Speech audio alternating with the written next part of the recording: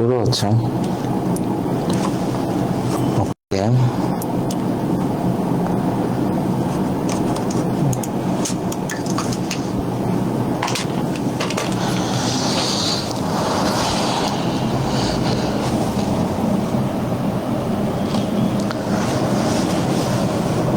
আশা করি দেখা যাচ্ছে আমাকে। আচ্ছা, আসসালামু আলাইকুম শিক্ষার্থী বন্ধুরা, আমি আসির আনজার, তোমাদের দ্য টিএসসি টিউটরস এর বাংলা টিচার অ্যান্ড ফাউন্ডার। যাই হোক, তোমাদের সাথে আবার চলে এসেছে আরেকটা লাইভে সিরাজউদ্দৌলা নিয়ে। অ্যান্ড সিরাজউদ্দৌলা একটা খুবই খুবই খুবই ইম্পর্টেন্ট একটা টপিক। কেন? কারণ তোমাদের এইচএসসিতে যেমন সহপাঠে 10টা মার্কের সৃজনশীল এখান থেকে আসবে, এমসিকিউতে কিন্তু তোমরা এখানে 3 থেকে 4টা এমসিকিউ পাবে। আর সবচেয়ে বড় কথা, তোমাদের যে মেইন গোল ঢাকা ইউনিভার্সিটি অথবা যারা মানবিক বিভাগে আছো, তোমাদের বাংলা এক্সামে কিন্তু সিরাজউদ্দৌলা অথবা লাল সালু থেকে অবশ্যই অবশ্যই অবশ্যই 2টা এমসিকিউ আসবে। তো যেহেতু টপিক অনেক কঠিন, কথা বাড়াবো না, সিরাজউদ্দৌলা একদম শর্ট একটা লাইভে ওয়ান শট ভাবে আমরা চেষ্টা করব দ্রুত তোমাদের এই লাইভটা শেষ করার অ্যান্ড সিরাজউদ্দৌলা টপিকটা শেষ করা। সেই পর্যন্ত সাথে থাকবে, সুস্থ থাকবে, চোখ রাখবে আমাদের পেজের পর্দায়। অ্যান্ড এই ভিডিওটা অবশ্যই তোমরা ইউটিউবেও পেয়ে যাবে, কারণ আমাদের ফেসবুক লাইভ কিন্তু 30 দিন পরই ডিলিট হয়ে যায়। তো এই লাইভগুলো যাতে ডিলিট হয়ে যাওয়ার পরও যাতে আমাদের কাছে একটা ক্লিন আর্কাইভ থাকে, আমরা ইউটিউবে পোস্ট করে দিচ্ছি, ইউটিউবে শেয়ার করবে, সাবস্ক্রাইব করবে, বন্ধুদের জানিয়ে দিবে। আর বাংলা কিন্তু ভয়ের কোনো কারণ নেই, কারণ বাংলা আমরা জন্ম থেকে বলে আসছি, বাংলায় আমরা মারা যাব, বাংলায় আমরা সারা জীবন বলবো। কেন?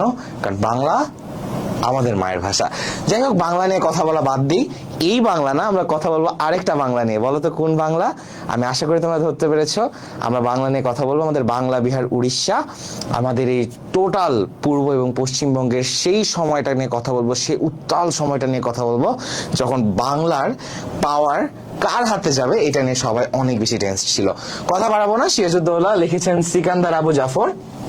লেখাই আছে দেখো, এক ক্লাসে 100% কমপ্লিট। কোনো কনফিউশন রাখার চেষ্টা করবে না। দেখো, আমি মাথা চুলকাচ্ছি, কিন্তু এই লাইভের পর তোমাদের আর কখনো মাথা চুলকাতে হবে না। যাই হোক, বিসমিল্লাহ, আমরা শুরু করি। ওকে, ওয়েল, আজকের ক্লাসের মূল উদ্দেশ্য তো কিছুই না। আজকের ক্লাসের মূল উদ্দেশ্য তোমাদের A+ পাইতে হবে। জাস্ট তোমাদের এই উপন্যাসটার মূল বস্তু বোঝানো এন্ড সবকিছু মিলায়। তো আমরা আজকে নাটক নিয়ে কথা বলবো, কিভাবে একটা নাটক আমরা পারফেক্টলি পড়তে পারি। এন্ড তোমাদের কিন্তু সময় খুব কম হাতে। সিরাজউদ্দৌলার মতো বড় নাটক, যেখানে প্রায় 4টার মতো অঙ্ক আছে, এত বড় নাটক কিন্তু আমরা সহজে শেষ করতে পারবো না। কিন্তু এই সমস্যাগুলো সমাধান করার জন্য কি আছে বলতো?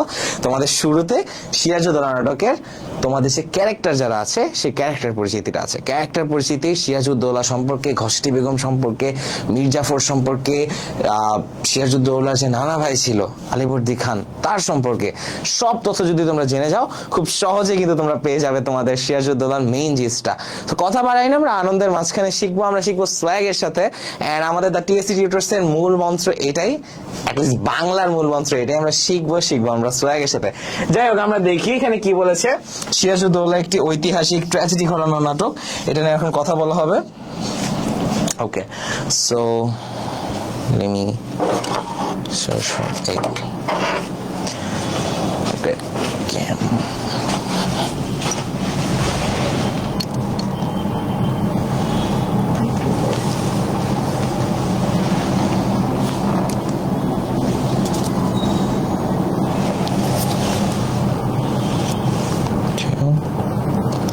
ক্যামেরা ঠিক করে নিচ্ছি, স্টুডিওতে আমি ছাড়া কেউ নেই, ক্যামেরা কে বা ঠিক করে দেবে বলো? যাই হোক, সমস্যা নেই, আমার কেউ না থাকলেও তোমার কিন্তু আমি আছি। যাই হোক, সেটা নেওয়া সমস্যা নেই। আচ্ছা, সিরাজউদ্দৌলা একটি ঐতিহাসিক ট্র্যাজেডি ঘটনা নাটক। ট্র্যাজেডি শব্দটা একটু বেশি হাসে বলছে, কি করবো বলো? তোমাদের আসিফ একটু হাসতে বেশি ভালোবাসে, কিন্তু আমি না, হাসতে তোমরাও ভালোবাসবে। হাসবা কখন? যখন তোমাদের 7ই জুনের এইচএসসি পরীক্ষাটা শেষ করার পরে, প্রথম পরীক্ষাটা দিয়ে আসার পরে, তোমরা তোমাদের প্রথম পরীক্ষা যে জুজু কিংবা ভয়টা, সেটা তোমরা পার করে এসেছো। ট্র্যাজেডি ঘটনা নাটক আমরা ব্যাক করে যেখানে ছিলাম। বিসমিল্লাহ। Alright, so okay, we want to use the blue. Fine. So এই দেখো এখানে কি লেখা, ট্র্যাজেডি। বলো তো ট্র্যাজেডি মানে কি? ট্র্যাজেডি মানে দুঃখ। আমাদের মনে অনেক দুঃখ আছে না? দেখো তোমাদের মনে অনেক দুঃখ থাকতে পারে, তোমাদের ভালোবাসার মানুষ চলে যেতে পারে, তোমাদের কেউ মরে যেতে পারে, তোমাদের কোনো কিছু পরে কান্না লাগতে পারে, তোমাদের কোনো কিছু থেকে তোমাদের মনকে ডিস্ট্র্যাক্ট করে দেয়, এরকম অনেক কিছু তোমাদের লাইফে হইতে পারে। এই যে ছোট ছোট জিনিসগুলো যেগুলো আমাদের মনে খুব দুঃখ দেয়, এটা সূক্ষ্ম পাঠ্য, এটা পড়লে আমাদের খুব ভালো লাগে, কিন্তু ভালো লাগার পরেও কোথায় যেন একটু করুণ একটা মন খারাপ এর ভাব নিয়ে আমরা শেষ করি। সিরাজউদ্দৌলা তার সারা জীবন বাংলাকে শাসন করার পর সে যে চলে গেছেন, সে যার পৃথিবীতে নেই, তার প্রতি কেন যেন আমাদের একটু একটু মায়া হয়। সিকান্দার আবু জাফর এই বিষয়ে জিনিসটাকে সার্থক করে তুলতে পেরেছেন। দেখো, নাট্যকার সিকান্দার আবু জাফর সম্পর্কে তোমাদের এত বেশি ইম্পর্টেন্ট কোনো তথ্য না। আমি আগেই বলেছি, বাংলায় মাত্র 4টা আমাদের প্রাণ পুরুষ আছে। প্রথমে রবীন্দ্রনাথ ঠাকুর, পরে কাজী নজরুল ইসলাম, তারপর জীবনানন্দ দাশ এবং মাইকেল মধুসূদন দত্ত। তো আমরা এই জিনিসগুলো দেখার চেষ্টা করবো। দেখো, মূল বিষয়বস্তু কি? 1757 সালে 23শে জুন পলাশী যুদ্ধের। দেখো, পলাশী যুদ্ধটা মূলত কি? পলাশী যুদ্ধ হলো, দেখো, see I am writing it, the battle of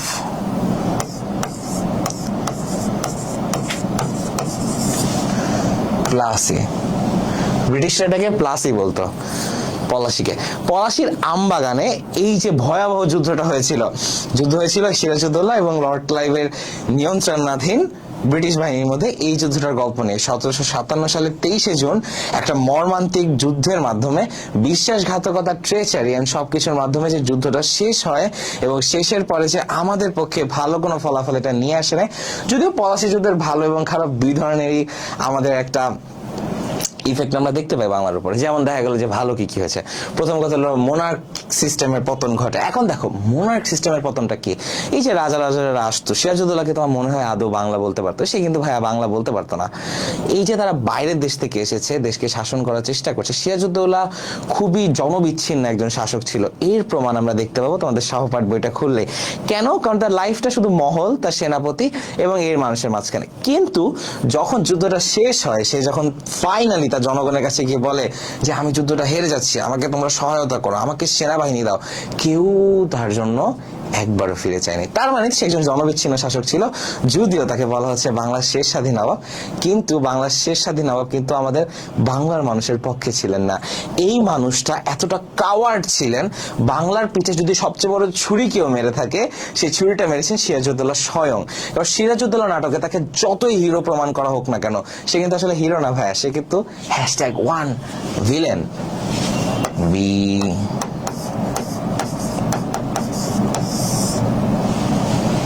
কেন ভিলেন বলছি? খুব গায়ে লাগলো না সিরাজউদ্দৌলাকে ভিলেন বলা? কেন ভাই? আমি তো নাটকে পড়েছি, সে তো জীবন মরণ দিয়ে যুদ্ধ করেছে, বাংলাকে এক রাখার চেষ্টা করেছে, কিন্তু সে ছিল ভিলেন।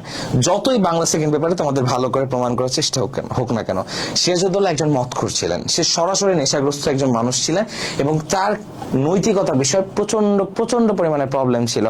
যেমন আমরা যখন দেখতে পাই, মির্জাফর যখন দরবারে বসেন, বলে নবাব সাহেব কি তবে প্রথম দিন এসে সিরাজউদ্দৌলা হারেমে ঢুকে পড়েছেন? হারেম কি?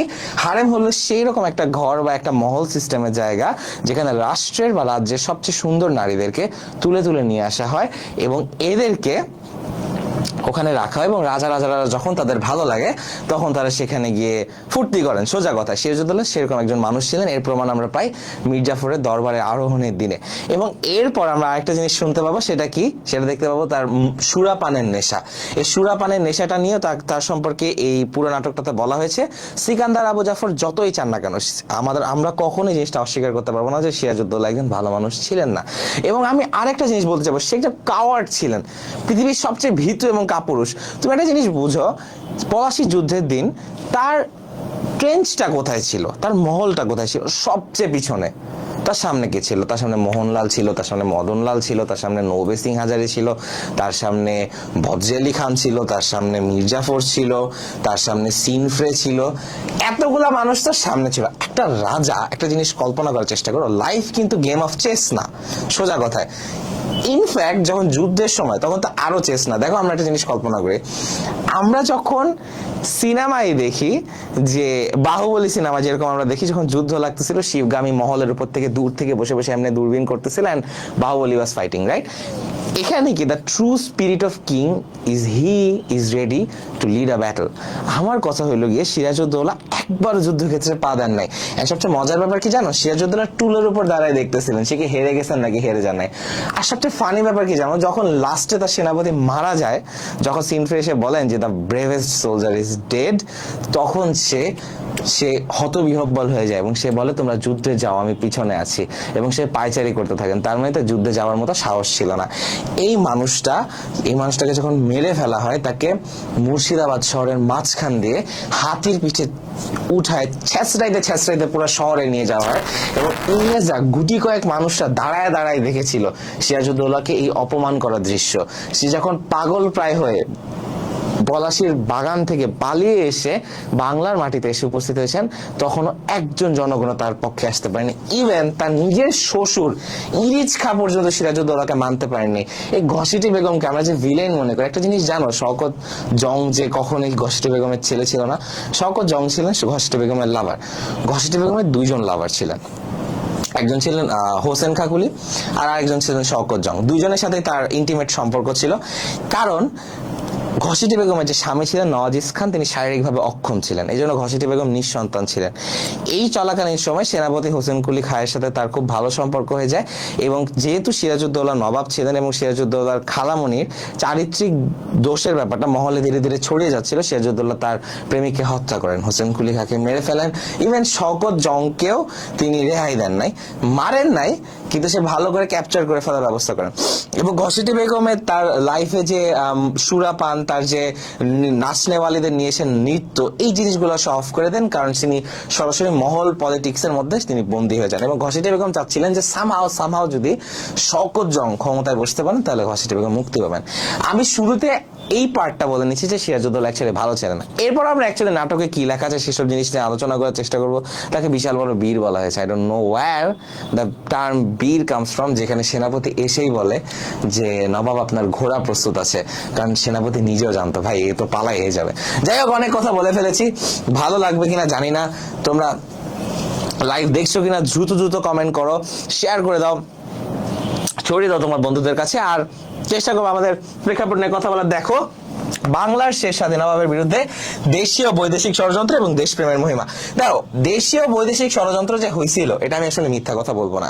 একটা জিনিস জানো, সবচেয়ে বড় যারা হিরোজরা যারা ছিল, এই ছাগলগুলা কেন হেরে গেছে, যেমন এই নেপোলিয়ন, এই যে হিটলার, এই যে আমাদের সিরাজউদ্দৌলা, এদের ওয়েদারের কোনো সেন্স ছিল না। একটা জিনিস বুঝো, এরা যদি আর্টসের স্টুডেন্ট হতো, জিওগ্রাফি পড়তো, তাহলে এদের এই দুরবস্থা হইতো না। কেমনে বলতেছি, কারণ এই মানুষগুলো একটা খুব সাধারণ হিসাব করে তুমি চিন্তা করো। প্রথম কথা হলো আমাদের নেপোলিয়ন কি করেছিলেন, রাশিয়া আক্রমণ করেছিলেন। কখন করেছিলেন? শীতে। ধ্বংস, মিশে গেছেন মাটির সাথে। এরপর তাকে সেন্ট হেলেনা দ্বীপে নির্বাসন করা হয়, তিনি মৃত্যুবরণ করেন। যাক, সেটাও ব্যাপার না। তারপর আমরা আসি হিটলার কি করছে, শীতের মধ্যে আক্রমণ করে বসে রাশিয়া, ধ্বংস। এবার সিরাজউদ্দৌলাকে দেখো, জুন মাসে 23শে জুন, যখন কঠিন বর্ষাকাল চলেছে, কারণ কি দেখো, এপ্রিলের 14 তারিখ আমরা কিন্তু নববর্ষ পালন করি, আর মের 14তে আমাদের যখন বৈশাখ শেষ হয়, জুনের 14তে আমাদের জ্যৈষ্ঠ শেষ হয়, এরপরে কিন্তু আমাদের আষাঢ় শুরু হয়। 23শে জুন ছিল আষাঢ়।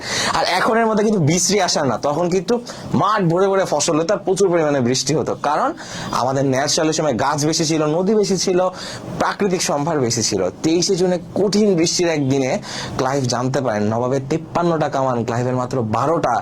সে যুদ্ধ করবে, সে আগে থেকে কি করে, ছাউনি পেতে রাখে, ছাউনির নিচ থেকে 12টা কামান দিয়ে ফায়ার করে। 53টা কামান নবাবের বৃষ্টির সামনে নষ্ট হয়ে যায়, একটা গুলিও বের হয় নাই, বন্দুকও তার ছিল না।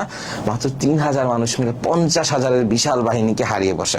এবং এই যে জিওগ্রাফিক্যাল সেন্সের অভাব, এটার কারণে নবাব ভুগেছেন। সে যদি দৃষ্টি প্রতিবন্ধী না হইতেন অথবা বুদ্ধি প্রতিবন্ধী না হইতেন, সে যুদ্ধটা জিততে পারতেন। সবচেয়ে বড় কথা, মীর জাফর যুদ্ধের আগের দিন রাত্রেও ধরা খান, চিঠি তার ধরা পড়ে, কিন্তু মীর জাফরকে সে আবার বিশ্বাস করেন। মীর জাফর হাতে কোরআন শরীফ নিয়ে কসম খায়, তারপরে সে বিশ্বাসঘাতকতা করে। তার এত কিছু বাজে জিনিস দেখার পরও মীর জাফরকে তিনি বিশ্বাস করেন, এবং চরম অদূরদর্শিতা তিনি দেখান।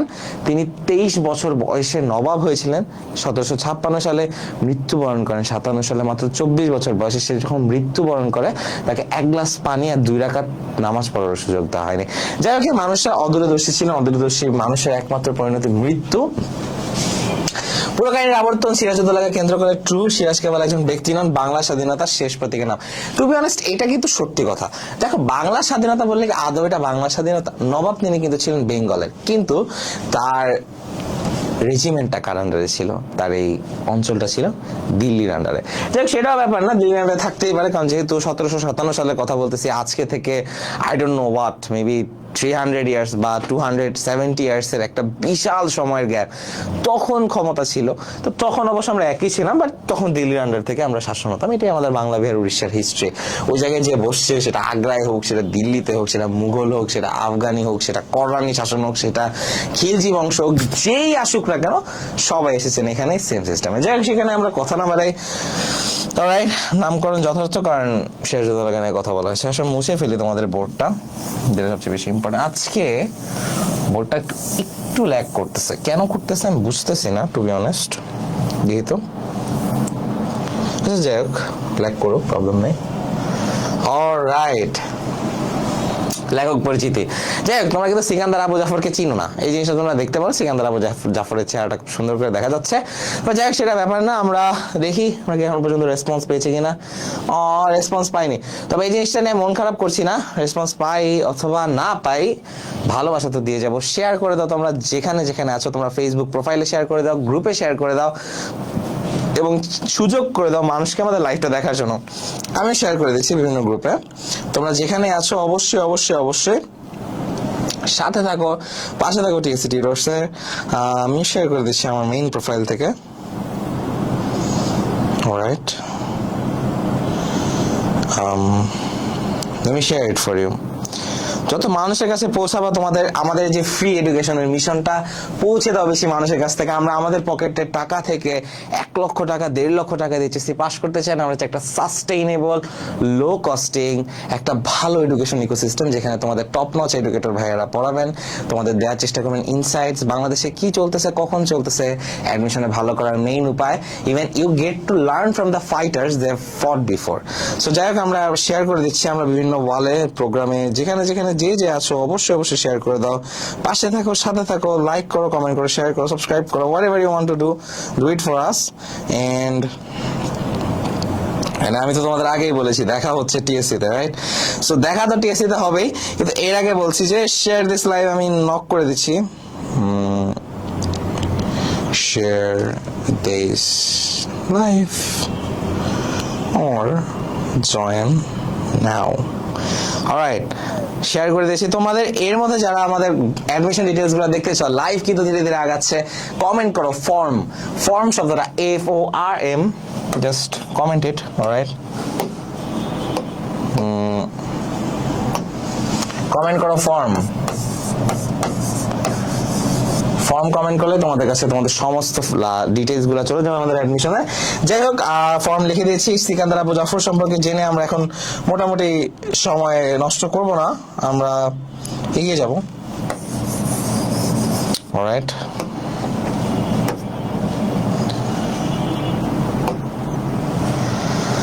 নাটকের গঠন ও চরিত্র বিন্যাস, মোট অঙ্ক 4টি, এগুলো এমসিকিউর জন্য খুবই জরুরি। 4টি মোট দৃশ্য, 12টি ফোর্ট উইলিয়াম দুর্গ, ইংরেজদের ষড়যন্ত্র। এখানে যা যা দেখতে পাচ্ছ অবশ্যই অবশ্যই অবশ্যই তোমরা শেয়ার করে দিবে, এবং এই জিনিসগুলো স্ক্রিনশট তুলে নাও। আমি সরে দাঁড়াচ্ছি স্ক্রিনশট নেওয়ার জন্য। অবশ্যই অবশ্যই অবশ্যই স্ক্রিনশটের এই যে ইনফরমেশনটা, 12টি দৃশ্যের মধ্যে 8টি দৃশ্যে নবাব সশরীরে উপস্থিত রয়েছিলেন, এই যে ইনফরমেশন গুলো আছে, এই ইনফরমেশন গুলো কিন্তু তোমাদের সরাসরি একদম সরাসরি পরীক্ষায় চলে আসার মতো ইনফরমেশন। এবং মীর জাফরের কুটচাল, পলাশীর ময়দান, নবাবের পরাজয়, এভরিথিং অঙ্কগুলোর মধ্যে কি আছে যদি তোমাদের বলা হয়, কখনো আস্ক করায় তোমাদের পঠিত সিরাজউদ্দৌলা নাটকের প্রথম অঙ্কে তোমরা কি দেখেছো সেটা নিয়ে তোমরা যদি আলোচনা করতে চাও, আমি সরে দাঁড়াচ্ছি, স্ক্রিনশট নিয়ে নাও, শেয়ার করে দাও। আরেকবার বলছি, শেয়ার করে দাও, কলিং আউট অফ শেয়ার।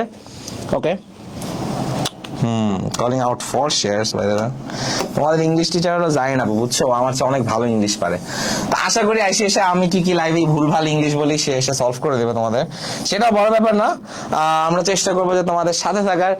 আর দিন শেষে ভাই আমি বাংলা টিচার, কল মে, আমাকে সমাস নিয়ে জিজ্ঞেস করো। আর যাই হোক, সেটা ব্যাপার না। অলরাইট, এখনো নবাবের পক্ষে দেশপ্রেমিক চরিত্র সমূহ। অলরাইট, দেশপ্রেমিক চরিত্র সমূহ আমাদের স্লাইডের আরেকটা জিনিসকে তো আমরা অ্যাড করেছি ভাই। দেখো, আমরা we have added our logo, যদিও লোগোটা দেখা যাচ্ছে না, সো স্যাড। কেন দেখা যাচ্ছে না I don't know, to be honest. Alright, আশা করি আমাদের দেখা যাচ্ছে, এখন দেখা যাওয়ার কথা। ওকে, স্লাইডে আমরা কিন্তু একটা জিনিস অ্যাড করেছি, আমাদের এইচএসসি 26-এর যে আইসিইউ কোর্স আছে এখানে যে দেখা যাচ্ছে, রাইট আমাদের এইচএসসি আইসিইউ কোর্সের আমাদের যে একটা হেডার লাইন, এই সাজেশনটা দেওয়ার জন্য আমি ধন্যবাদ জানাবো আমাদের মাহাদি হাসান ভাইয়াকে। যাক, সেটা ব্যাপার না। Alright, let's go. প্রধান চরিত্র নবাব সিরাজউদ্দৌলা আলীবর্দী খাঁ দৌহিত্র। এখানে একটা কঠিন ওয়ার্ড আছে, দৌহিত্র। দৌহিত্র মানে তোমরা নাই জানতে পারো অথবা জানতে পারো, যদি জানো তাহলে কমেন্ট করো। দৌহিত্র শব্দ অর্থ নাতি। 1756 সালে 23 বছর বয়সে সিংহাসন আরোহণ করেন। Then we got Mir Mardan, নবাবের বিশ্বস্ত সেনাপতি, তাকে শ্রেষ্ঠ বাঙালি সৈনিক বলা হয়। কেন? এই জিনিসটা আমরা দেখতে পাই, the bravest soldier is dead. যে ব্রেভেস্ট হয় সে অবশ্যই শ্রেষ্ঠ হবে। যাই হোক, রাইসুল জওয়াল, আসল নাম নারায়ণ সিং। এমসিকিউটা যে তোমাদের কি পরিমাণ ডিস্টার্ব করবে ভাইয়া বলতে পারবো না। Check it out. আসল নাম নারায়ণ সিং, নবাবের প্রধান গুপ্তচর, তিনি কৌতুক অভিনয়ের মাধ্যমে তথ্য সংগ্রহ করতেন। লুৎফুন্নেসা, নবাবের সহধর্মিনী, যিনি বিপদেও স্বামীর পাশ ছাড়েননি। দেখো আরেকটা জিনিস, সবচেয়ে উইয়ার্ড ব্যাপার কি জানো? সিরাজউদ্দৌলা যখন পালিয়ে যাচ্ছিলেন, সে লুৎফুন্নেসাকে বলছিল তুমি তাহলে মহলে থাকো, আমি তাহলে পালাই। যদিও সে জানতো শওকত জং এবং মীর জাফরের ছেলে লুৎফুন্নেসাকে অনেক পছন্দ করে, সে বিপদের দিনে তার বউকেও নিয়ে যেতে চায় না। তো এমন একটা গৃহীত মানুষকে নিয়ে আমরা কথা বলছি যে কাওয়ার্ড ছিল, যুদ্ধে যেতে পারে নাই, সে মীর জাফর দাঁড়িয়েছে। ধরো মীর জাফর বিশ্বাসঘাতকতা করেছে, সে সেনাপতিকে বলেছে, সে বা সেনাবাহিনীকে বলেছে ভাই যুদ্ধ করো না। কিন্তু রাজা যদি গিয়ে বলে যে যুদ্ধ করো, সেনারা কি মানা করবে? সেনারা কিন্তু মানা করবে না। এটাই স্যাড যে অলরাইট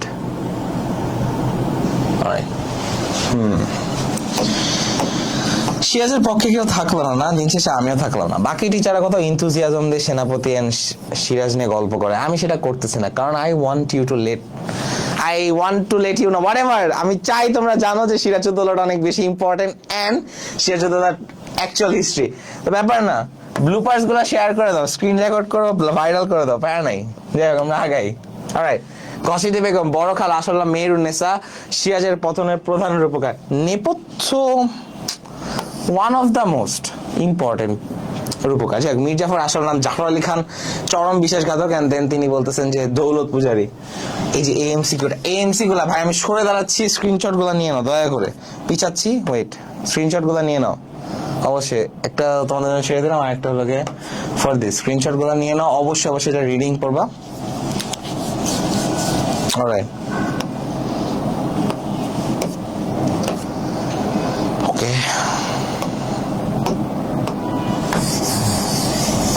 আচ্ছা, আরেকটা জিনিস, ওকে, দ্য ব্ল্যাক হোল ট্র্যাজেডি, এই জিনিসটা তোমাদের দেখা লাগবে। অন্ধকূপ হত্যা, হলওয়েল কর্তৃক উদ্ভাবিত কাল্পনিক অতিরঞ্জিত ঘটনা। আচ্ছা, একটা জিনিস বুঝো তো, এখানে হলওয়েল কর্তৃক অতিরঞ্জিত ঘটনাটা কি? একটা ছোট ঘরের মধ্যে 146 জন ইংরেজকে হত্যা করা হয় শ্বাসরোধ করে। এই যে এই গুজবটা, এটা কিন্তু মাদ্রাজ পর্যন্ত পৌঁছে গেছিল। লর্ড ক্লাইভ নিজে ঝাঁপিয়ে পড়েন নবাবের কি হয়েছে এটা দেখার জন্য। এত শক্তি যে ইংরেজরা 146 জন সেনা মেরে ফেলবে, এই জিনিসটা লর্ড ক্লাইভ সহ্য করতে পারেনি। যাই হোক, সেটা ব্যাপারে আমরা এগিয়ে যে অন্ধকূপ হত্যা, এই জিনিসটা was the one of the main reason যেখানে তোমার হইলো গিয়ে সিরাজউদ্দৌলার পতন ঘটে, কারণ ইংরেজদের সাথে সে লিটারালি যেটাকে বলে পাঙ্গা নেয়া, সেটা সে নিয়ে নেয়। সেটা ব্যাপারে সিরাজের মৃত্যু 2রা জুলাই 1757 মোহাম্মদী বেগের হাতে। তাকে প্রথমে স্ট্যাব করা হয়, তারপর লাঠি দিয়ে বাইরে তাকে মেরে ফেলা হয়। মৃত্যুর আগে সে 1 গ্লাস পানি আর 2 রাকাত নামাজ পড়তে চেয়েছিলেন, তাকে সেটা করতে দেওয়া হয়নি।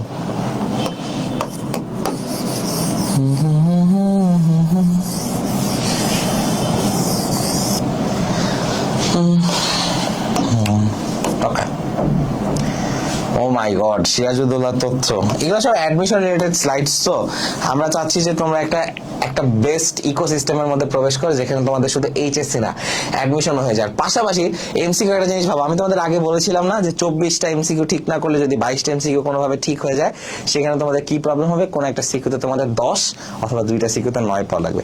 এই জিনিস কে পাবো ভাই? লাস্ট সিকিউতে গিয়ে যেখানে 8টার জায়গায় মানে 7 পাওয়া 6 পাওয়াই মুশকিল হয়ে যায়, সেখানে তো মূলত এটা করা পসিবল না। তবে তোমাদের জন্য এমসিকিউ খুব ইম্পর্টেন্ট। সহপাঠের এই স্লাইডগুলো রেখে দিলে, স্ক্রিনশটগুলো তুলে রাখলে, অ্যাডমিশন থেকে শুরু করে এইচএসসি তে কোনো প্রবলেম হবে না। সরে দাঁড়াবা, স্ক্রিনশটগুলো তুলে রাখবা, নিজেদের কাছে রেখে রাখবা। আর আমাদের এইচএসসি পরীক্ষার 1 মাস আগে আমরা বাংলার সবচেয়ে মোস্ট হাই ভোল্টেজ স্লাইডসগুলো প্রকাশ করবো, যেগুলো রিডিং পড়ে গেলে তোমাদের সৃজনশীল অথবা এমসিকিউর কোনো প্রবলেমই আর থাকবে না। যাই হোক, সরে দাঁড়াচ্ছি, স্ক্রিনশট গুলো নিয়ে নাও। এখানে জাস্ট তথ্যগুলো আছে, যে তথ্যগুলো তোমাদের জন্য ইম্পর্টেন্ট। এই যেমন এএমসি গুলো দেখো, এটা ইয়েলো করে দেওয়া হয়েছে। স্লাইডের কোয়ালিটি দেখো ভাই, আমরা মাত্র শুরু করেছি, বাট লুক এট আস। আমরা কিন্তু হোয়াইট বোর্ড অথবা কলম দিয়ে বা আমরা ভালো টিচারদের স্টার্ট করতেছি না। We are starting big, we are starting with nice studios and nice materials and nice audio quality, nice camera quality and everything. আমরা চাচ্ছি ফ্রিতে তোমার যাতে একটা বেস্ট এডুকেশন ইকোসিস্টেম পাও, এবং তোমাদের ক্লাস শেষে যেন কোনো আক্ষেপ না থাকে, এমন একটা ক্লাস তোমরা করে যাবা যেটা তোমাদের মাথায় থাকবে, মনে থাকবে। সিরাজুদ্দৌলা লাগানো, সিরাজুদ্দৌলা আব্বা সম্পর্কে সমস্ত তথ্য তোমাদের আজকে দেখিয়ে দেওয়া হবে। আর স্লাইডটা বানাইছে আমাদের বান্ধবী Sherin Shahid Ridita, huge shout out to you.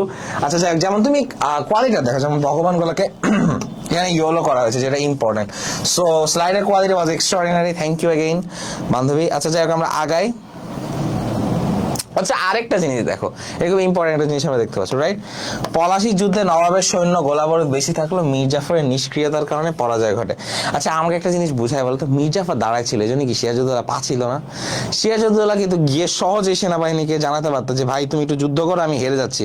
কিন্তু সিরাজউদ্দৌলা এতটুকু টাইম ছিল না যে আমি একটু যাই, যাওয়ার পরে আমরা একটু যুদ্ধ করি, যুদ্ধ করার পরে হয়তো হয়তো হয়তো আমাদের প্রবলেমগুলো সলভ হবে। সিরাজউদ্দৌলা এতটুকু করতে চাচ্ছে না। কই আমাদের কমেন্ট, কই আমাদের কমেন্ট লাগবে, শেয়ার করো, সাবস্ক্রাইব করো, এন্ড লাইভের ভালোবাসাটা সবাইকে ছড়িয়ে দাও, এন্ড জয়েন করে বসে থাকো। লাইভে দেখার চেষ্টা করো, মাত্র 3 জন ভিউয়ার, এমন মোর আরো বেশি লাগবে ভাই। কামন, ফ্রিতে দিচ্ছি, কামন শুনুন। পেইড 30,000 32,000 ভিউয়ার নিয়ে বসে থাকে, and we are giving out for free with just 3 viewer. Share করে দাও তোমাদের সবার সাথে। যাই হোক, আর হ্যাঁ, নবাবের পালায় যাওয়ার গল্পটা কিন্তু খুব ইন্টারেস্টিং। নবাব কিন্তু পালায় যাওয়ার সময় এক ফকিরের সাথে দেখা হয়। এই ফকিরের কাছে তিনি খাবার চান, খাবার যেটা যে চেয়েছিলেন তার অ্যাকচুয়াল নাম ছিল দানা শাহ। দানা শাহের সাথে সিরাজউদ্দৌলার অনেক বেশি প্রবলেম ছিল, দানা শাহ তাকে ধরায় দেয়। আরেকটা গল্প সেম ভাবে প্রচারিত আছে যে সে নৌকায় করে পালাচ্ছিল, তার জুতা ছিল স্বর্ণের। একটা জিনিস ভাবো, কি পরিমাণ ইডিয়েট হলে পালায় যাওয়ার সময় একটা রাজা স্বর্ণের জুতা পরে বের হয়। ই শোজ দ্যাট হাউ স্টুপিড হি ওয়াজ। তিনি সৈন্যের কাছে ধরা পড়েন, মারা যান, কিছু করার ছিল না, যুদ্ধে সে বেঁচে থাকলেও কিছু করতে পারতো না। কামন, ইটস নট ইংল্যান্ড যে রবার্ট ব্রুসের মতো 7 বার যুদ্ধ করে জিতে যাবে, ইটস সিরাজউদ্দৌলা। যাই হোক, আমি জানি না তোমরা হয়তো অনেক প্যারা খাচ্ছ, আমি তোমাদের এমসি গুলো শো করতেছি, এন্ড সিরাজউদ্দৌলা যে নাটকের যে মেইন চিজটা আছে এটা তোমাদের দেখানোর চেষ্টা করছে। অল রাইট, এখানে সবচেয়ে গুরুত্বপূর্ণ সংলাপ গুলা দেখতে পাচ্ছে। এই জায়গায় আমরা খুবই ইম্পর্টেন্ট খ গুলা দেখতে পাবো, যে খ গুলা পড়লে তোমাদের 2 মার্ক করে তোমরা ইজিলি পেয়ে যাও। যেমন এই জিনিসটা দেখো, সন্দেহ,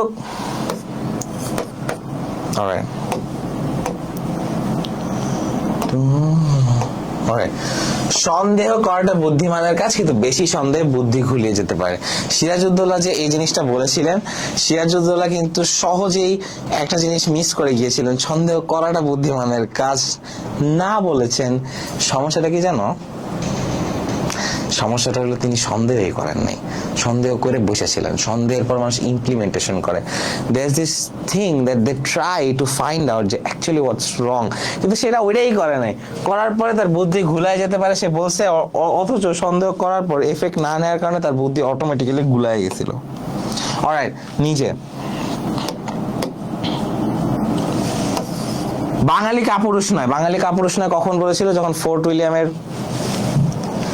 উইলিয়ামের যুদ্ধটা হচ্ছিল, তখন অলি খান বলতেছিলেন, ক্যাপ্টেন আলী খান, তিনি ইংরেজদের এগেনস্টে তিনি বলতেছিলেন যে বাঙালি কাপুরুষ নয়, আমরা যুদ্ধ করতেছি ইংরেজদের টাকার জন্য, আমাদের আর কোনো মূলত ইনসেন্টিভস বা অন্য কোনো প্রবলেম নাই। সো বাঙালি কাপুরুষ নয় তিনি বোঝানোর চেষ্টা। বাঙালি যে কাপুরুষ নয় এটা কিন্তু অনেক ভালো করে বোঝা যায়। কিভাবে দেখো, 1757 সালে পলাশী যুদ্ধে হেরে যাওয়ার পরে সিপাহী বিদ্রোহ, তারপর আমাদের ভারত স্বাধীনতার সময় সেই প্রীতিলতা ওয়াদ্দেদার, মাস্টারদা সূর্য সেনের ক্যামিওজ এন্ড মারামারিজ এন্ড এভরিথিং, সেটা স্বদেশী আন্দোলন, তারপর আমাদের ইন্ডিয়া থেকে যে ওরা পাকিস্তান ভারত আলাদা হলো এই সময় যে সংগ্রামটা, সেটা, তারপর আমাদের 71 সালে মুক্তিযুদ্ধ। বাঙালি যে কাপুরুষ না, বাঙালি ভাষার জন্য রক্ত দিয়েছে। তো প্রত্যেকটা জায়গায় অল অ্যারাউন্ড বাঙালিদের ব্রিলিয়েন্স আমরা দেখতে পাবো। তো ওই জায়গায় তিনি বলছেন বাঙালি কাপুরুষ না। আচ্ছা, ভালো কথা।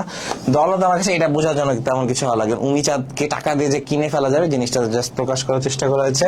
আমার শেষ যুদ্ধ পলাশীতে, মোহনলাল বলছেন, কি পরিমাণ দেশপ্রেমিক হলে একটা মানুষ এই ধরনের স্টেটমেন্ট দিতে পারে যে আমার শেষ যুদ্ধ পলাশীতে। কেন? কারণ পলাশী যুদ্ধে তিনি যে মারা যাবেন, পলাশী যুদ্ধে যে আর কোনো ভবিষ্যৎ নেই, এটা তিনি খুব ভালো করে বুঝতে পেরেছিলেন। এই জিনিসের জন্য তিনি বলছেন আমার শেষ যুদ্ধ পলাশীতে। অলরাইট, আমরা যাই আমি চিরকাল হাতির পিঠে চড়ে বেরিয়েছি, সে আমি কি করে এক গাধার পিঠে চড়বো। মিলনের প্রস্তাব কি ছিল? লুৎফুন্নেসা বিয়া করা মারে, এটাই ছিল মিলনের প্রস্তাব। তো সে বলেছিল যে হাতির পিঠে চড়ে বেরিয়েছে, গাধার পিঠে কি করে চড়বো। সিরাজউদ্দৌলাকে হাতির সাথে তুলনা করেছে তার প্রভাব, প্রতিপত্তি, টাকা পয়সা এন্ড পজিশন। লুৎফুন্নেসা তো তাকে ভালোবাসে, বউরা তো ভালোবাসে। আচ্ছা দেখো, বাংলার ভাগ্যাকাশে আজ দুর্যোগের ঘটনা। হ্যারে চামর, তোর জন্য তো সব দুঃখ রে। বাংলার ভাগ্যাকাশে আজ দুর্যোগের ঘনঘটা বলতে তো আসলে কষ্ট হয় না। দুর্যোগের ঘনঘটা কেমনে? ফার্স্ট অফ অল একদিন খুব বৃষ্টি ছিল, 1, 2 হলো মির্জাফর তাকে সাপোর্ট করতেছিল না, 3 অভ্যন্তরীণ প্রাসাদ ষড়যন্ত্র, 4 ব্যবসায়ী এবং ব্যাংকার্সরা তাদের এগেনস্টে চলে যাওয়া, 5 নৌবাহিনী তৈরি করতে না পারা, 6 ইংরেজ কোম্পানিরা তার এক সাথে না আসা, 7 ফোর্ট উইলিয়াম দুর্গের অসম্ভব দৌরাত্ম, 8 দিল্লি যে তা ইংরেজদেরকে মাত্র 3,000 টাকায় বাণিজ্য করার সুযোগ দিয়েছিল, 9 জব চারণকের 1200 টাকা দিয়ে পুরো কলকাতাটা কিনে ফেলা, 10 তার নিজের ফ্যামিলির লোকজন তার এগেনস্টে চলে যাওয়া। 10টা ব্যাপার। 11 নাম্বার সবচেয়ে বড় ইম্পর্টেন্ট কারণ হলো সিরাজউদ্দৌলা নিজেই কাওয়ার্ড ছিল। 11টা কারণ থাকলে কারো পক্ষে দেশ চালানো পসিবল বলে আমি মনে করি না। আর সবচেয়ে বড় কথা হলো আলীবর্দী খান দৌলাকে ক্ষমতা দিয়েছিলেন, এখন আমার মাথায় ঢোকে নেই। সিরাজউদ্দৌলা একজন ছোট মানুষ ছিল, 23 বছর বয়সে আর কতটুকু ম্যাচুরিটি বলো। অলরাইট, দেখো, জ্ঞানে জানেন লর্ড ক্লাইভ এই দেশের মানুষ যদি একটি করে পাথরও ছুড়তো তবে আপনাদের পুরো বাহিনী গঙ্গায় তলে যেত। এই জিনিসটা কি জানো বোঝানো হয়েছে? বাংলার মানুষের পলিটিক্যাল অ্যাওয়ারনেস যে জিরো, একটা দেশের যে ক্ষমতায় চেঞ্জ হয়ে যেতেছে, এই জিনিসটা নিয়ে যে বাংলার মানুষের কোনো নাই, মানে ভ্রুক্ষেপই নাই, এই জিনিসটা প্রকাশ করার জন্য বলা হয়েছে যদি একটা করে পাথরও ছুটতো তাহলে আপনাদের পুরো বাহিনী গঙ্গায় চলে যেত। একটা জিনিস ভাবো, যখন সিরাজউদ্দৌলাকে নিয়ে যখন হাতির পিঠে করে লাশটা নিয়ে যাওয়া হচ্ছে, কেউ যদি একবার সিরাজউদ্দৌলার পক্ষে কথা বলতো, একবার হাতিগুলাকে থামাইতো, 10-12 জন ইংরেজকে পিড়াইতে কয়জনই লাগে, সেটা কোনো ব্যাপার ছিল না। তারা জনবিদ্রোহ ব্যাপারটা তো জানে। তবে 100 বছর পর 1857 সালে কিন্তু তারা এই কাজটা করেছিল। মঙ্গল পান্ডে বিদ্রোহ করে বসেন। বিদ্রোহ করার পরে সিপাহী বিদ্রোহের ফলে তো কোম্পানি শাসনের অবসান ঘটে। তো বিদ্রোহ না করার আগ পর্যন্ত অ্যাকচুয়ালি ইংরেজরা শুনে নেয়। একটা কথা আছে না, শক্তের ভক্ত নরমের জম, ব্যাপারটা ওইরকমই। আচ্ছা দেখো, কামানের গোলার বেইমানি কখনো এক নয়।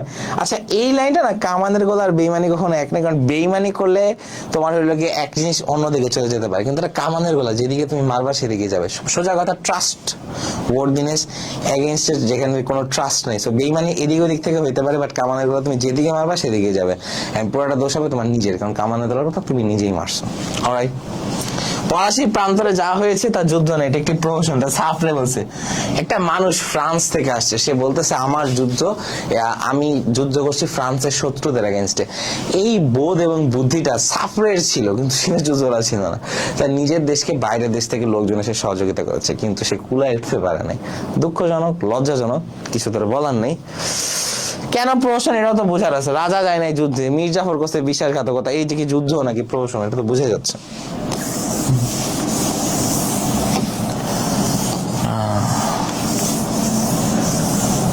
Alright. Okay. এখানে প্রচুর পরিমাণে এমসিকিউ আছে, সেটা ব্যাপার না। তবে আমরা দেখি শব্দার্থ টিকা এমসিকিউ স্পেশাল। এই যে মর্সিয়া,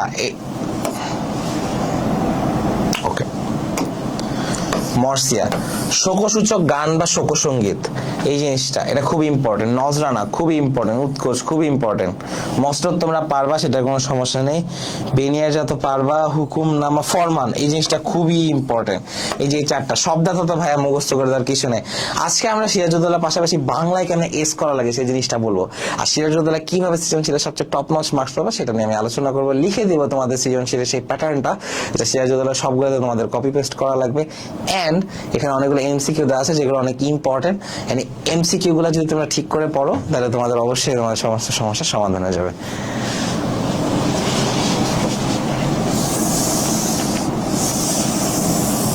আর হ্যাঁ, স্ক্রিনশট নিতে ভুলবা না, যেগুলো ইম্পর্টেন্ট সেগুলোতে স্ক্রিনশট নিতেই হবে।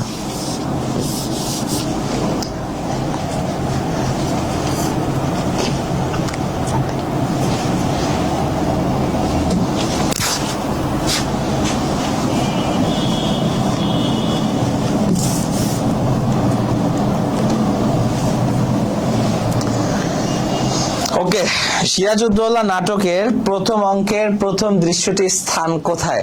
প্রথম অঙ্কে মূলত কি ছিল? প্রথম অঙ্কে ছিল 1756 সালের জুন মাসের শেষ ভাগে, যখন নবাব অ্যাটাক করতেছেন ফোর্ট উইলিয়াম দুর্গ। কেন? কারণ ফোর্ট উইলিয়াম দুর্গটা ব্রিটিশদের একটা শ্রাইনে পরিণত হয়েছিল। সেখানে তারা নৌবাহিনী, সমস্ত জাহাজ, রসদ, গোলা বারুদ, সৈনিক সংগ্রহ থেকে শুরু করে মানুষকে ধৈর্য বাইন্ধা ওইখানে আটকায় রাখতো।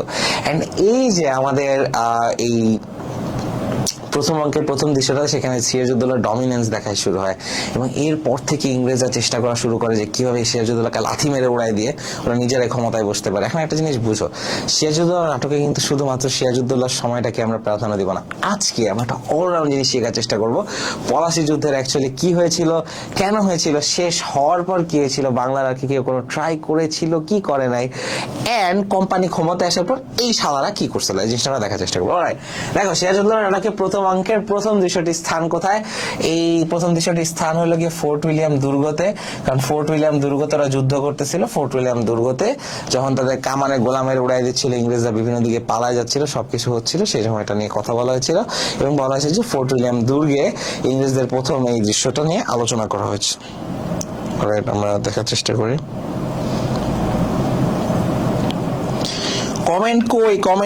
কমেন্ট লাগবে।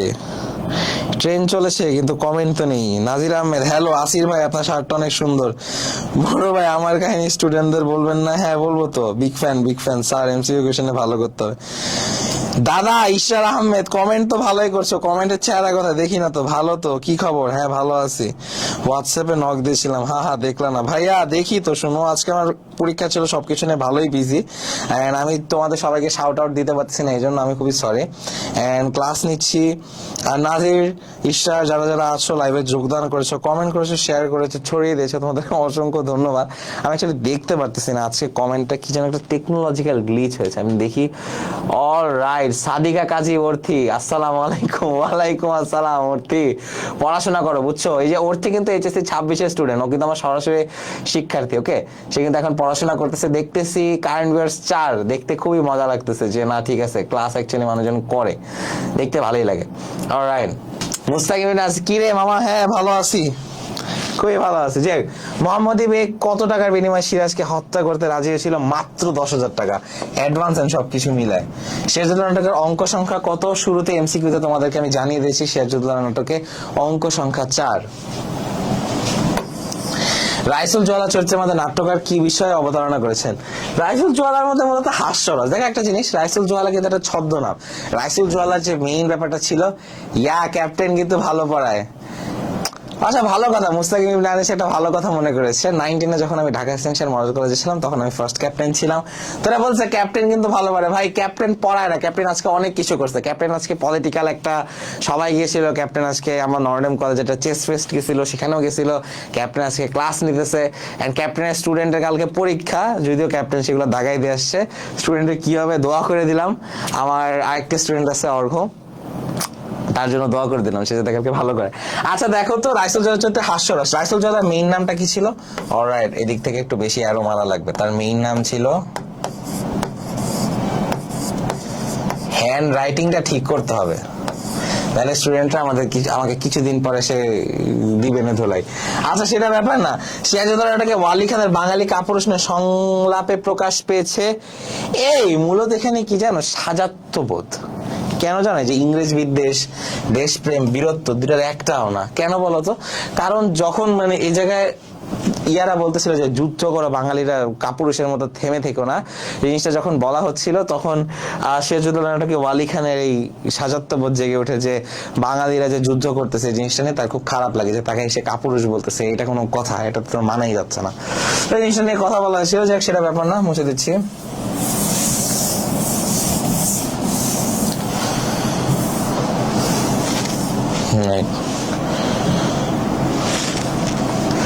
যত বড় মুখ নয় তত বড় কথা নাটকে সিরাজউদ্দৌলার সংলাপটি কার? কথা বলছে, সংলাপটি হলো ক্যাপ্টেন ক্লিটনের। যাই হোক, অলরাইট, মার্ক করে দিচ্ছি। এই তো ব্রিটিশ সিংহ ভয়ে লেজ গুটিয়ে নিলেন, এ বড় লজ্জার কথা, উক্তিটি কার? একটা জিনিস বুঝো, এই ধরনের কথা অ্যাকচুয়ালি কে বলতে পারে? ওয়ালি খান যুদ্ধ করতেছে, হি ওয়াজ বিজি, সে কথা বলবে না। দিন শেষে কথাটা কে বলতে জানো? কথাটা বলছিল উমিচাঁদ। কারণ উমিচাঁদ যে মানুষটা ছিল, মানুষটা প্রচন্ড পরিমাণে ধড়িবাজ ছিল এবং সে সবার কাছ থেকে কথা নিয়ে কথা বেচতো এবং এটার মাধ্যমে সে টাকা পয়সা ইনকাম করতো। যাই হোক, সেটা কোনো ব্যাপার না। লাইভে যারা আসো কমেন্ট করো, হাই দাও, হ্যাঁ ওয়েভ করো, দেখতে পারি কে কে আসো তোমার আমাদের সাথে, তাদেরকে রিপ্লাই দেবো। আজকে গল্প হবে, আড্ডা হবে, সিরাজউদ্দৌলা নাটক নিয়ে কঠিন একটা ডিসকাশন হবে, যাতে এই ক্লাসটা যখন ইউটিউবে শেয়ার হয়ে যাবে তখন যাতে তোমরা পারফেক্টলি লাইফটা বারবার রিক্যাপ করে স্ক্রিনশট নিয়ে স্লাইডগুলো দেখে দেখে তোমাদের সমস্ত ডাউট এবং সমস্ত প্রবলেমগুলো সমাধান করতে পারো। রাত বাজতেছে 9:30, কিন্তু পড়াশোনা না করলে লাইফে কিন্তু বাজবে 12টা, 100% শিওর। আমি তোমার জায়েন আপু অথবা মারুফ ভাইয়া, কেউ যদি তোমাদের কোদাল নিয়েও নেমে পড়ে, এমন গাথায় পড়বা কেউ তোমাদেরকে উদ্ধার করতে পারবে না। যাই হোক, সেটা ব্যাপার না। কি হচ্ছে, অর্থাৎ ঘুষ খেয়ে ঘুষ কথার অর্থটি বদলে গেছে আপনার কাছে। উক্তিটি কার? উক্তিটি হলো কি আমাদের কিলপ্যাট্রিকের।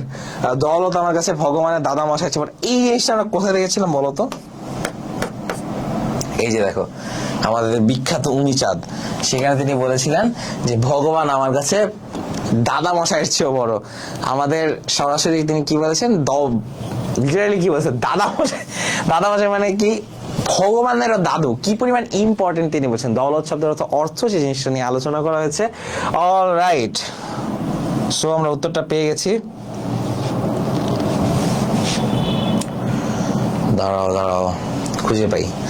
এই তো, তিনি কি বলেছিলেন? দৌলত আমার কাছে ভগবানের দাদা মশাই হচ্ছে বড়। এটা তিনি বলছেন উমিচাঁদ।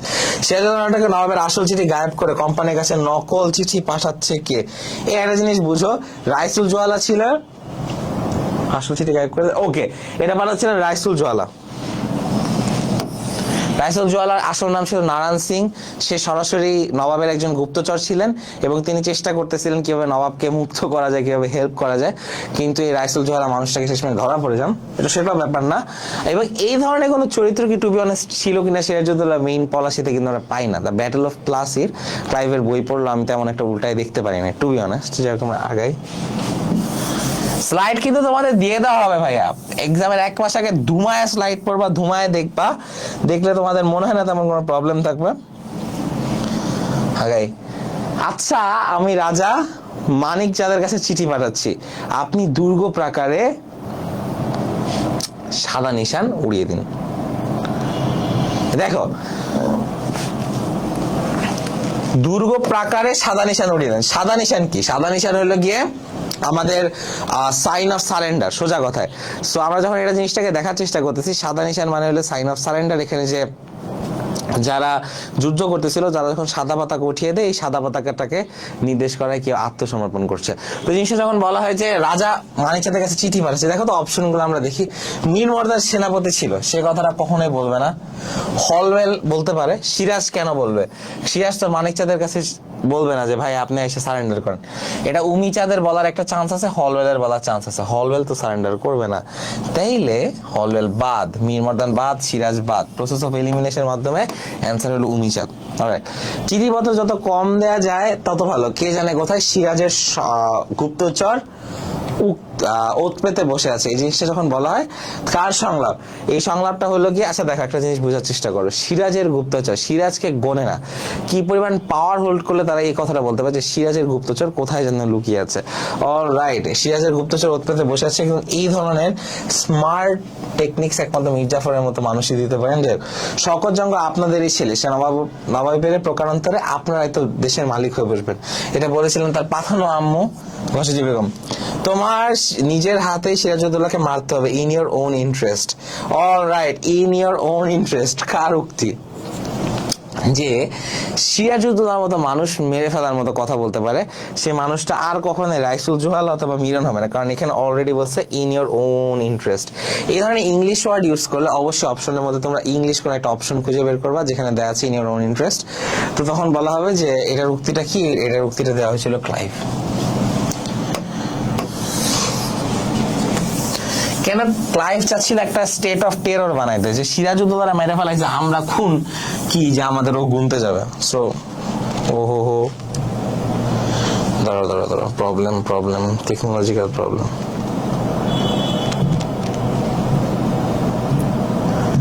ওকে, কোম্পানির ঘুষখোর ডাক্তার রাতারাতি সেনাধ্যক্ষ হয়ে বসেছো।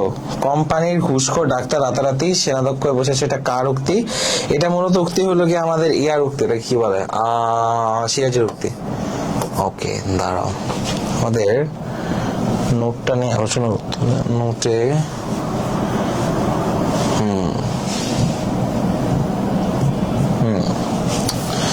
টেকনোলজিক্যাল প্রবলেমের মধ্যে পড়লে ভালো লাগে না, টু বি অনেস্ট। ক্লাসের মধ্যে উঠতেছে না। ওকে, আমাদের নোটটা কোথায়? নোট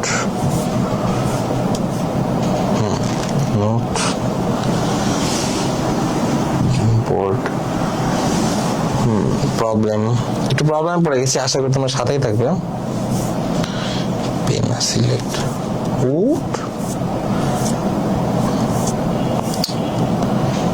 উঠতেছে না কেন? ওকে, পাওয়ারপয়েন্ট স্লাইডস। আচ্ছা, নাটকের কয়টি দৃশ্যে সিরাজউদ্দৌলা স্বয়ং উপস্থিত ছিলেন? এই জিনিসটা আমরা কোথায় দেখতে পাই? এই জিনিসটা আমরা দেখতে পাই কি, আচ্ছা আজকে বোর্ডটা সামহাও ডিস্টার্ব করতেছে। নাটকে সিরাজউদ্দৌলা সরাসরি উপস্থিত ছিলেন, এই দেখো এখানে একটা স্লাইড ছিল, সেখানে আমরা সরাসরি, এই দেখো এখানে আমরা সরাসরি বলে দিয়েছিলাম যে নাটকে 12টি দৃশ্যের মধ্যে 8টি দৃশ্যে সিরাজউদ্দৌলা উপস্থিত ছিলেন, সেখানে তিনি বলা হয়েছে। সো এই জিনিসটা যখন আমরা এমসিকিউ করতে যাব, এটা আমরা এখানে দেখতে পাবো। যুদ্ধের জয়লাভ অথবা মৃত্যুবরণ, এই আমাদের প্রতিজ্ঞা, এই সংলাপটি কার? এই সংলাপটি হলো ক্যাপ্টেন ক্লেটনের। আমি মার্ক করে দিচ্ছি, সামহাও নোটটা আমার সাথে কাজ করতেছে না। সেখানে অ্যান্সার গুলো দেয়া আছে যদিও, যে আজকে যে কি হয়েছে আমাদের স্লাইডের। আচ্ছা, জিনিস বোঝার চেষ্টা করি মূলত প্রবলেমটা কি। প্রবলেম হলো কি,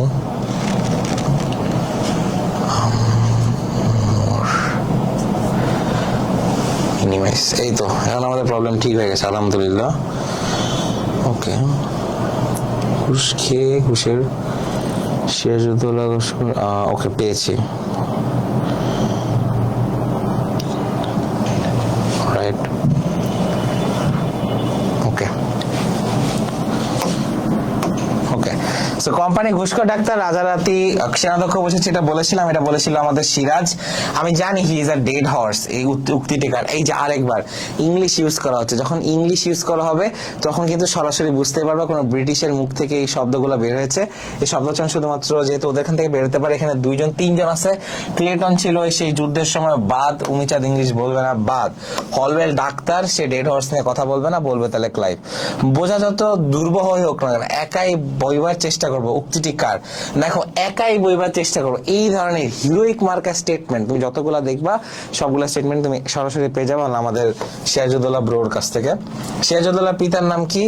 মাইনুদ্দিন আসাফউদ্দৌলা জয়নুদ্দিন। জয়নুদ্দিন হলো গিয়ে তার ইসের নাম, তার পিতার নাম। ওকে, সততা চেয়ে অর্থকে অধিকতর মূল্যবান মনে করেন কোন চরিত্র? আচ্ছা, ওই যে বলছিলাম না, উমিচাঁদ বলতেছে যে আমার কাছে টাকা বা অর্থ হইল গিয়ে সরাসরি ভগবানের দাদা মশাইয়ের মতো। ওই জিনিসটা আমরা সরাসরি দেখতে পাচ্ছি যে উমিচাঁদ, সেটাকে বলা হচ্ছে, রাইট, মুছে দিচ্ছি স্লাইডগুলো। রাইট, 19-এ আমরা পৌঁছে গেছি, প্রায় আমরা স্লাইডের শেষ দিকে। নাটকের কয়টি দৃশ্যে সিরাজউদ্দৌলা সরাসরি উপস্থিত চেয়েছিলেন? এটা 8টি দৃশ্যে, একটু আগে আমরা স্লাইডের জিনিসটা দেখতে পেয়েছিলাম। যুদ্ধের জয়লাভ অথবা মৃত্যুবরণ, এই সংলাপটি কার? এই জিনিসটা যখন বলা হয়েছে, সেখানে বলা হয়েছে যে রাইট,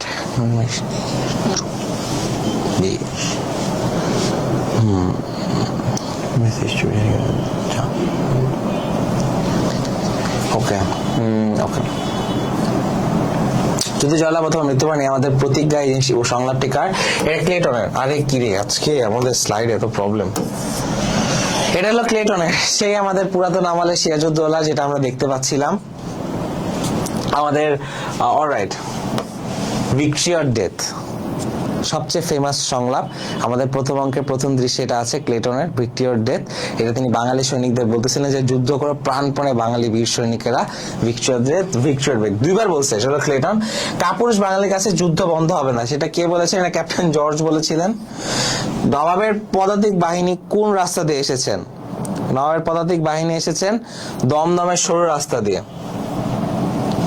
ইংরেজরা কোথায় গোপনে অস্ত্র আমদানি করে? এটা সরাসরি আমদানি করে ফোর্ট উইলিয়াম দুর্গে। কে নবাব সৈন্যদের বিরুদ্ধে লড়াইয়ের জন্য ডাচ ও ফরাসিদের সাহায্য চেয়েছিলেন? আচ্ছা, নবাবের বিরুদ্ধে লড়াই করার জন্য মূলত সাহায্য কে চাইতে পারেন? সাহায্য চাইতে পারেন লর্ড ক্লাইভ, কারণ তারই একমাত্র স্বার্থ ছিল সরাসরি যুদ্ধে অংশগ্রহণ করার এবং যুদ্ধটা জেতার জন্য। এটা আমি মুছে দিচ্ছি।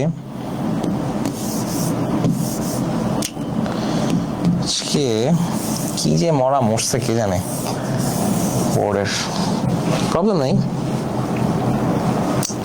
আচ্ছা, যাই হোক, এখানে তো লেখা আছে যে thanks you for today and thanks for watching. আজকে আমাদের লাইভটা দেখছো। আজকে শেষ দিকে আমাদের একটু টেকনিক্যাল ডিফিকাল্টি হয়ে গিয়েছিল, বোর্ড কেন জানি না রেসপন্ড করতেছিল না, জুম ইন জুম আউট কি সব প্রবলেম হলো। তোমাদেরকে অবশ্যই থ্যাংক ইউ যারা শেষ পর্যন্ত আছো, দেখতেছি কমেন্ট পড়েছে, কিছু শেয়ার হয়েছে, কিছু রিয়াকশন কিছু আছে, লাইভেও কিছু মানুষজন আছো, তোমাদেরকে অসংখ্য ধন্যবাদ যারা কষ্ট করে আমাদের লাইভটায় যোগদান করেছো। আর আমি এক্সট্রিমলি সরি আমাদের টেকনিক্যাল ডিফিকাল্টির জন্য। শেষ দিকে আমিও নিজে একটু খেয়ে হারিয়ে ফেলেছিলাম, কারণ বারবার টেকনোলজিক্যাল ডিফিকাল্টি হলে কেমনেই বা ক্লাস নিয়ে ঠিক করে বলো, যে সেটা ব্যাপার না। এখন আমরা সিরাজউদ্দৌলার আফটার ম্যাথ গুলো এবং সিরাজউদ্দৌলার যুদ্ধটা নিয়ে আমরা কথা বলবো। আচ্ছা দেখো, ব্যাকগ্রাউন্ডটা ঠিক করে ফেলতেছি সরাসরি তোমাদের সুবিধার্থে। আচ্ছা, এখন আমরা দেখি, চলো। ফার্স্ট অফ অল আমরা যেটা দেখবো সেটা হলো গিয়ে আমাদের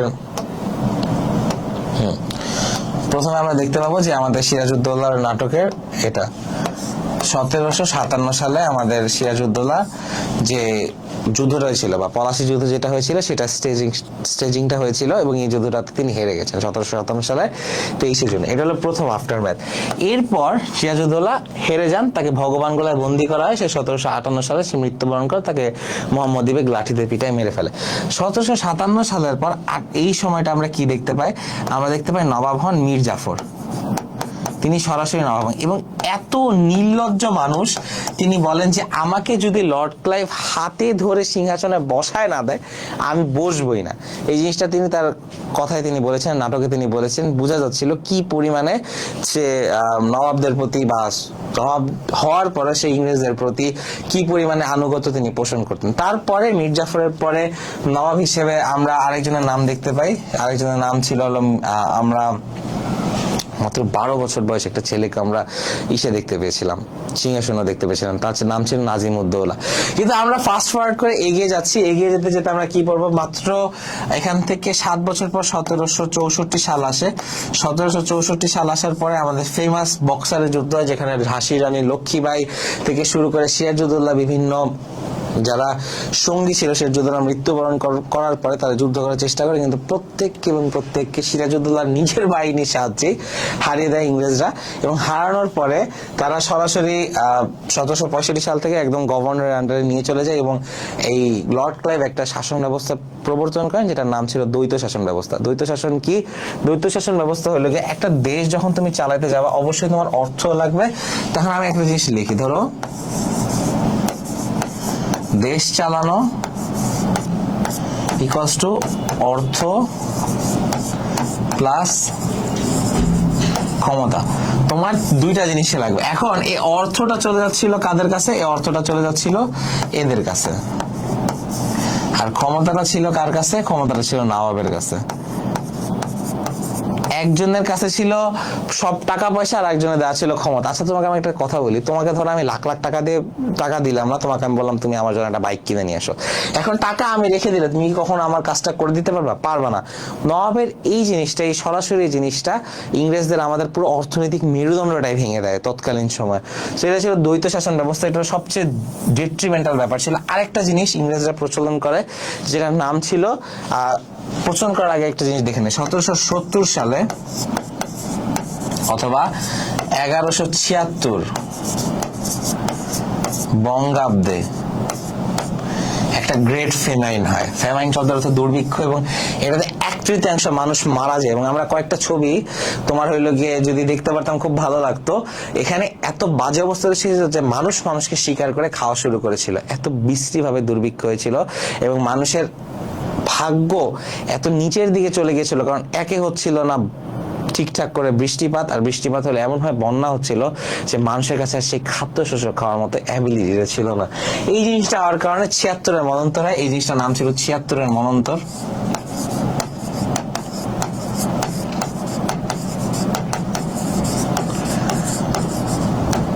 মন্বন্তর,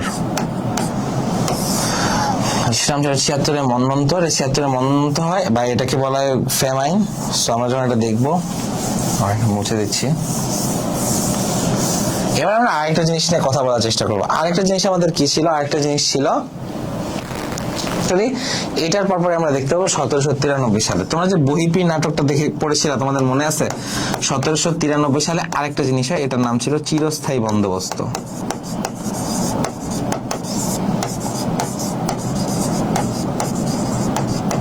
চিরস্থায়ী বন্দোবস্ত স্ল্যাশ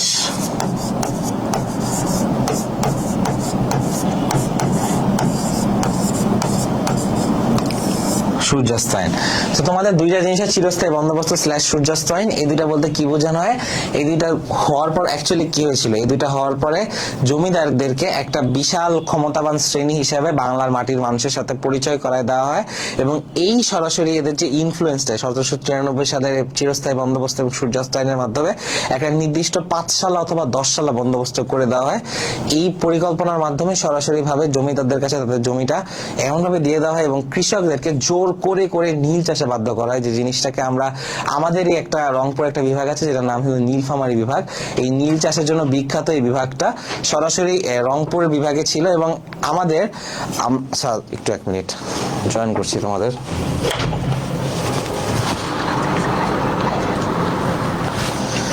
তো আমাদের যেমন রংপুর বিভাগে একটা জেলা আছে, সেটার নাম হলো নীলফামারী জেলা।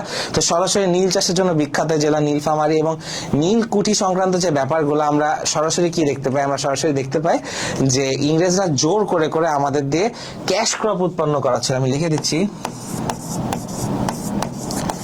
ক্যাশ ক্রপ উৎপন্ন করা ছিল, রেদার দেন উৎপাদন করছিল না তারা ফুড ক্রপ। এই যে জিনিসটা তারা করতেছিল, এই জিনিসটা করার কারণে সরাসরি আমাদের অর্থনৈতিক মেরুদণ্ডটা ভেঙে যায়, এবং অর্থনৈতিক মেরুদণ্ডটা ভেঙে যাওয়ার কারণে আমরা কখনোই আর ঘুরে দাঁড়াতে পারি না। এই গেল আরেকটা জিনিস।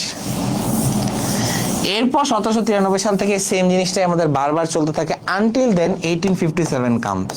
যখন 1857 সাল হয় তখন একটা বিদ্রোহ হয়, এটার নাম ছিল সিপাহী বিদ্রোহ। সিপাহী বিদ্রোহ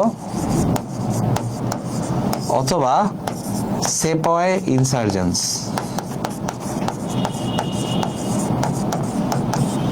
সিপাহী বিদ্রোহ অথবা সেপয় ইনসার্জেন্স হয়। সেপয় ইনসার্জেন্স বলতে মূলত কি বোঝানো হয়? সেপয় ইনসার্জেন্স বলতে বোঝানো হয় যে আমাদের এই অঞ্চলে 1857 সালে এই বিদ্রোহী যারা ছিল, বিদ্রোহী সেনা কিছু কর্মকর্তা ছিল, ওই সময় নতুন একটা রাইফেলের প্রচলন ঘটে, সেটার নাম ছিল এনফিল্ড রাইফেল। এনফিল্ড রাইফেলের ব্যাপারটা কি ছিল? ওটা দাঁত দিয়ে ছিঁড়ে, এটার কার্তুজটা ছিঁড়ে বন্দুকের মধ্যে ঢুকে ফায়ার করা লাগতো। এখন এই জিনিসটা একটা গুজব রটে যায়। কিরকম গুজব? আমি তোমাদের গল্প বলি। একটা সিনেমা আছে বলিউডের, আমির খানের অভিনীত, তোমরা দেখতে পারো। সিনেমাটার নাম হলো মঙ্গল পান্ডে। মঙ্গল পান্ডে সিনেমা অনুসারে দেখানো হয়, ওখানে যেহেতু আসল হিস্ট্রি পোর্ট্রে করা হচ্ছে, সো বাজারে গাড়ি ভর্তি এনফিল্ড রাইফেলের যে গুলিগুলা সেগুলো নিয়ে যাওয়া হচ্ছিল। এখন একটা টাইমে একটা চাকা ভেঙে যায় গাড়ির, তো সব গুলির যে পাউচ যেটাকে বলে, এটা নিচের দিকে পড়ে যায়, এবং নিচের দিকে পড়ে যাওয়ার পরে আশেপাশে যে কুকুররা ছিল তারা এসে এসে কার্তুজ গুলা খাওয়া শুরু করে। মানুষজনের মনে ধারণা হয়ে যায়, আরে এর মধ্যে যদি চর্বি না থাকতো তাহলে কেন মানুষটা এভাবে করে খেয়ে ফেলতো? এবং এই জিনিসটা হওয়ার কারণে মূলত কি প্রবলেম হয়, ওদের মনে সন্দেহ ঢুকেছে।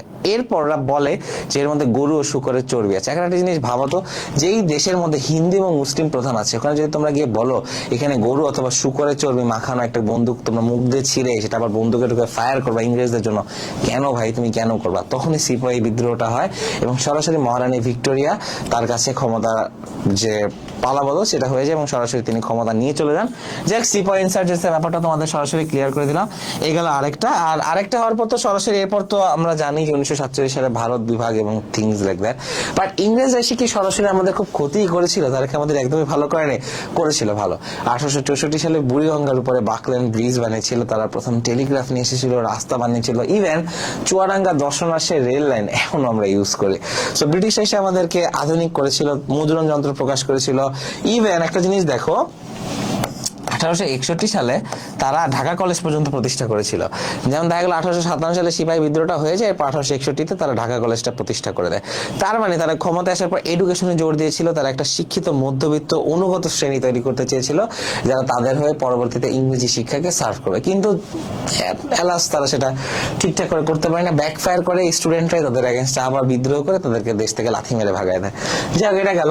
এবং এটার পরে আমরা আরো কি কি দেখতে পাই? এরপর আমরা দেখতে পাই যে ইংরেজরা সরাসরি চেষ্টা করে স্বদেশী আন্দোলন থেকে শুরু করে উল্টাপাল্টা ল মেকিং থেকে শুরু করে অনেক কিছু করার পর তারা আলটিমেটলি তারা আমাদের দেশ ছেড়েছে এবং ভারত পাকিস্তান বাংলাদেশ নামে একটি রাষ্ট্র সৃষ্টি হয়। যাই হোক, আমি তোমাদের আজকে অনেক কথা বললাম, বলার চেষ্টা করলাম সিরাজউদ্দৌলা মূলত কেমন মানুষ ছিল, কি কি করেছিল তার লাইফে, তার মূল উদ্দেশ্য কি ছিল, যুদ্ধ নিয়ে আমি তোমাদেরকে কথা বললাম, অনেকগুলো জিনিস নিয়ে তোমাদের আলোচনা করলাম, জানানোর চেষ্টা করলাম। কেমন লাগলো ক্লাস কমেন্ট করে জানিয়ে দিবে, অবশ্যই শেয়ার করবে, সাবস্ক্রাইব করবে যারা ইউটিউবে দেখছো, ফলো করে দিবে আমাদের পেজটাকে। এন্ড দ্রুত গতিতে আমরা একটা ফ্রি এডুকেশন ইকোসিস্টেমের দিকে এগিয়ে যাচ্ছি, যেখানে আমরা ফ্রি ক্লাস নিব সিরাজউদ্দৌলা থেকে শুরু করে যতগুলো টপিক আছে সবগুলো টপিক নিয়ে আমরা আস্তে আস্তে কভার করার চেষ্টা করব। তোমরা হয়তো ভুলে যেও না, তোমাদের 12টা বাংলা ফার্স্ট, 12টা বাংলা ফার্স্টের গদ্য, 12টা বাংলা ফার্স্টের পদ্য, দেন 2টা নাটক এবং উপন্যাস আছে এবং সবগুলো আমরা চেষ্টা করবো কভার করার। আমি চেষ্টা করবো তোমাদের সবগুলো জিনিসকে তোমাদের হাতের কাছে নিয়ে আসা, স্লাইডগুলো তোমাদেরকে পৌঁছে দেওয়া হবে। আমি আশা করবো তোমরা আমাদের লাইভে থাকবে, আশা করবো আমাদের সাপোর্ট করবা, ভালোবাসা দাও, ভালোবাসা ছড়িয়ে দাও। আজকের ক্লাস আমি এখানে সমাপ্ত করছি। ঘড়ির কাটাও প্রায় 9:51 বেজে গেছে, আমার নিজেরও বাসায় ফিরা লাগবে স্টুডিও থেকে। সেই পর্যন্ত তোমরা ভালো থাকবে, সুস্থ থাকবে, পাশে থাকবে দ্য টিএসসি টিউটরসে। আমাদের কোনো লাইভে কোনো সাজেশন যদি দিতে চাও, কোনো কিছু অ্যাড করতে চাও, মাইনাস করতে চাও, অথবা আমাদের অ্যাডমিশন কোর্সে এনরোল করতে চাও, কমেন্ট করে ফেলো। ফর্ম সরাসরি তোমার মেসেঞ্জার বক্সে আমাদের লিস্টগুলো চলে যাবে, উপরে পোস্টের ক্যাপশনে তোমরা দেখতে পাবে ফর্ম একটা অপশন আছে, সেখান থেকে চাইলেই তোমরা আমাদের পেইড কোর্সে এনরোল করে নিতে পারো। সেই পর্যন্ত ভালো থাকবে, সুস্থ থাকবে, সাথে থাকবে টিএসসি টিউটরসের। আমি তোমাদের আসির ভাইয়া, ফাউন্ডার দ্য টিএসসি টিউটরস। আমরা ইনশাল্লাহ একটা ভালো শিক্ষিত বাংলাদেশ দেখবো, যেখানে আমরা অল্প খরচের মধ্যে বাংলাদেশের যে কোনো প্রান্তে বসে আমরা বাংলা, ইংলিশ, আইসিটি থেকে শুরু করে গ্রুপ সাবজেক্টগুলো সবকিছু দেখতে পারবে। সে পর্যন্ত ভালো থাকো, সুস্থ থাকো, পাশে থাকো টিএসসি টিউটরসে। দেখা হবে নেক্সট কোনো লাইভে। স্লাইডের কাজ চলছে, সায়েন্সের বিভিন্ন গ্রুপ সাবজেক্ট আমরা সাথে থাকবো। তোমাদের ম্যাথ লাইভ কিন্তু খুব শীঘ্রই আসছে। সেই পর্যন্ত ভালো থাকবে, ডিক্লারেশনে দিয়ে দিলাম। আর আমাকে ফলো করতে ভুলবে না, আমাকে মানে আমার পেজকে বা আমাদের নিজেদের ফ্যামিলিকে এনরিচ করো, ভালোবাসা নাও, ছড়িয়ে দাও। দেখা হচ্ছে সামনে কোনো লাইভে আবারও 1 সপ্তাহ পরে। নেক্সট ক্লাসটা আমরা হয়তো ম্যাথ নিব, আর না হয় তোমরা জানি না পরে একটা ইংলিশ লাইভ দেখতে পাবে। সেই পর্যন্ত তোমরা ভালো থাকো, সুস্থ থাকো, সাথে থাকো দ্য টিএসসি টিউটরসে। ইনশাল্লাহ আমরা দেখা করবো। আলহামদুলিল্লাহ ক্লাসের জন্য, এন্ড ক্লাসটা শেষ করছি। ধন্যবাদ সবাইকে।